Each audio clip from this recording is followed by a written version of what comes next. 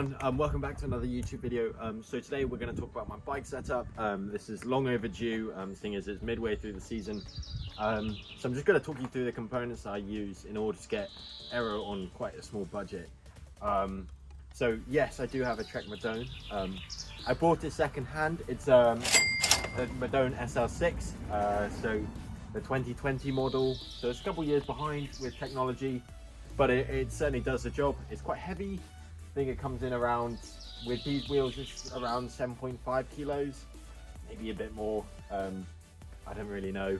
So we'll start with up top with the saddle. My choice of saddle is ISM 3.0. Yeah, it's not your typical saddle. It's a split nose. It just helps with your pelvic tilt. So when you're getting aero, it's also like it just helps with comfort. So like when you're getting aero at the front end, it just helps you get that flat back. So you can just, I don't know, get aero. It's about 100 pounds, depending on where you buy it from. Really good piece of equipment. I certainly recommend it. Like all my friends in Oman, I know you guys run it. A 3.1, 3.0, really good saddle. ISM is great. I did have to get an extra long seat post for this bike. You can see the slight change of color. Madone is obviously quite an aggressive frame set. However, I'm 6'1", riding a 56. So as you can see on both sides of the spectrum, it's quite, I think the word is elongated.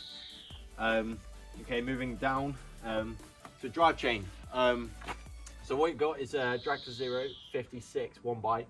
Now, I'm obviously going to get some hate for this. I think this is really good. I've had this on for about 4 races now, and 1 or 2 of them have been quite hilly. I'd say I'm okay with this. At the back, I'm running an Ultegra Cassette 1130, so it certainly gives me a large range. I'm very lucky I have the ability to kind of power up these climbs. In this kind of area of France, the climbs are about 2 minutes long, not less really, so they're power climbs.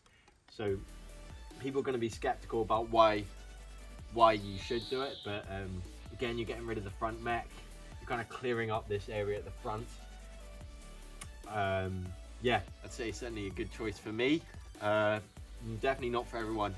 I obviously get a lot of French people that I race with questioning why I do it. Again, it's a really cheap move. You know, £100, £110 chainring, including the bolts.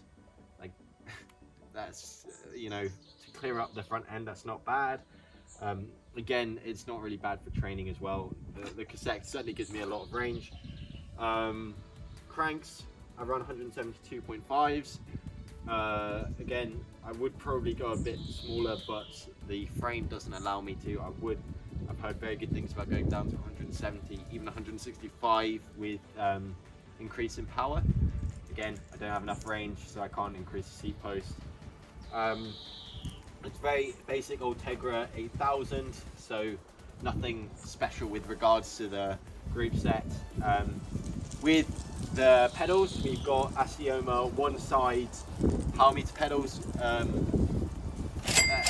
think, you know, I'd like to think they are pretty accurate. Yeah, I don't really have anything to compare them against, but yeah, I think they're good. We've got Ultegra, yeah, Ultegra brake calipers and whatnot. So with the wheels, we've got the Bontrager Aeolus Comp 5. I think if you've watched any of my videos, you'll know I absolutely hate these wheels. Absolutely rubbish. In front of me here, I got what I usually, well, what I'm probably most well known for is my level 80mm wheels. Now I got these for £600 for the set, which I think is a pretty flipping good deal. I bought them off a Well-Type rider about a year ago. Actually less than sorry, let's say that, 6 months ago. And I think they've been absolutely awesome, and they're actually really light. Forgive me, I do not have a scale, so I can't tell you but the exact weight, but I know that they are quite light for deep section 80mm. Really stiff, really stiff. There's certainly, I don't get with these Aeolus ones.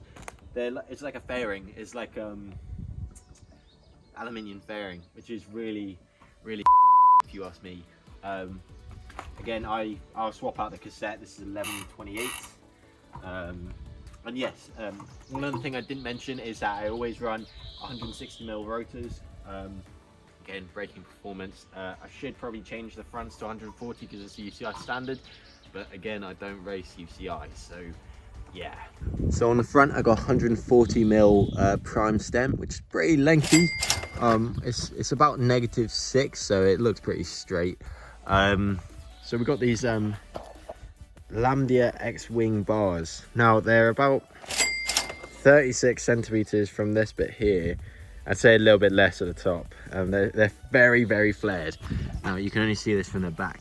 This is what allows them to be UCI legal, because they're 40 centimeters across from the bottom and 36 on the top, which allows them, yeah, again, UCI compatible. Again, very, very narrow. Another few small details. I got Physique bar tape on these wheels. In particular, I run 25mm Vittoria Corsas. These are clinchers. On the level wheels, I've got tubeless Continental Grand Prix 5000 STR wheels. I think they're great. Certainly my choice of tyre, a lot more grip for racing.